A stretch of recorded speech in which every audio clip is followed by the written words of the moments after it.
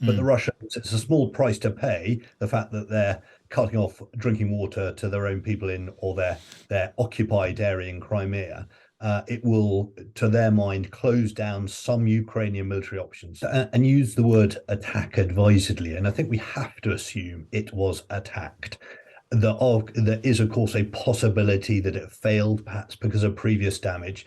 That feels unlikely. The track record of the Russians would suggest it was attacked by the Russians, and it creates a kind of new low of their total disregard for human life. Aside from the awful human suffering we're seeing, the immediate aftermath in terms of flooding, lack of water, and there are longer term consequences, ecological and the like. From a military perspective, you can see why the Russians might have chosen to do it. They're trying to guess where the Ukrainians are going to mount their counteroffensive from, maybe multiple locations. And one of their concerns is that they will try and cross the river above Kherson in the Dnipro River. And this makes that option very much harder.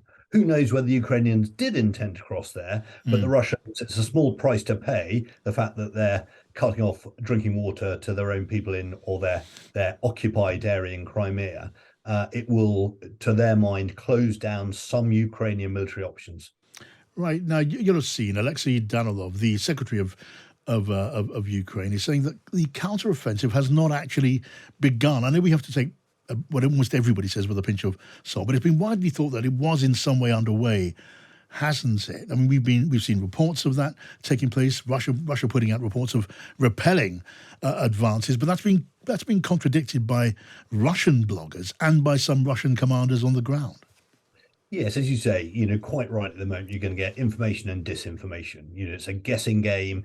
People are trying to keep their cards as close to their chest as they can. It did certainly look as though there was some we might have been in the foothills of the counteroffensive in the last couple of days.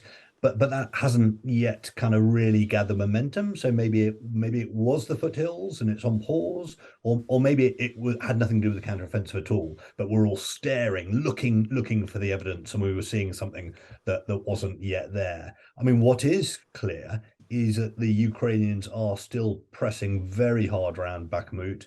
There've been statements to say they've taken a little bit of territory both on both flanks of Bakhmut.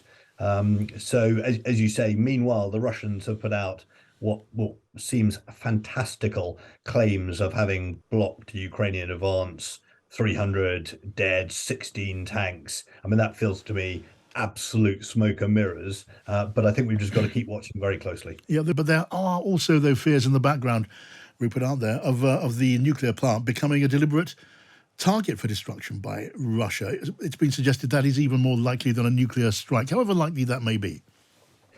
Absolutely, and I mean, and we should be reassured by that statement. I've seen other statements saying, there's little reservoirs of water around the plant. So as he says, no imminent concern. But the mere fact that the Zaporizhia nuclear plant, the largest in Europe, is, if you like, being used as a pawn in this war by the Russians. They've seized it. It's kind of almost being held hostage, and attacking the dam in this way has to destabilize the supply longer term to Zaporizhia. I mean, that is deeply, deeply irresponsible, and should be condemned very widely, as it has been.